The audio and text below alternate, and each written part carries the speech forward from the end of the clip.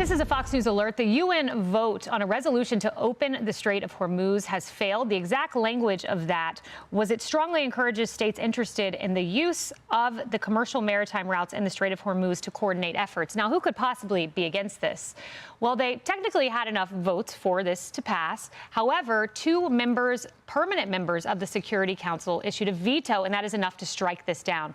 I wonder who those permanent members were. China, Russia, the predictable actors in Russia speaking at this moment as they vote to down that resolution to protect the Strait of Hormuz. More on that as it develops. But we've been following this hour the story of human chains that are being formed in front of several power plants in Iran. You are looking at these images.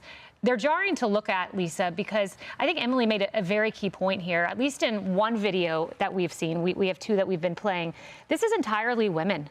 This is children. These are the most vulnerable members of Iranian society and those who are targeted most. And that is who you are circling around your plant, your women and your children. Well, Kaylee, think about the juxtaposition between what we're seeing here and what President Trump and the United States military just did to rescue two of our military men behind enemy lines. President Trump said no man left behind. The Iranian regime, they're willing to sacrifice their own people. They're willing to put them out to slaughter. And then you look at the contrast here in the United States, the lengths that the United States military went to get our people behind, because we don't leave a man behind. We value human life, so much so that even former Obama Homeland Security Secretary Jay Johnson said that that mission was probably more daring and complex than the Osama bin Laden raid.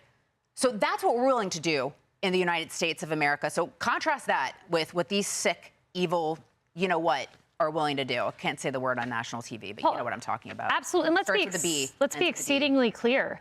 The power committing war crimes is the Iranian government, is the terrorist regime that is recruiting child soldiers as young as 12.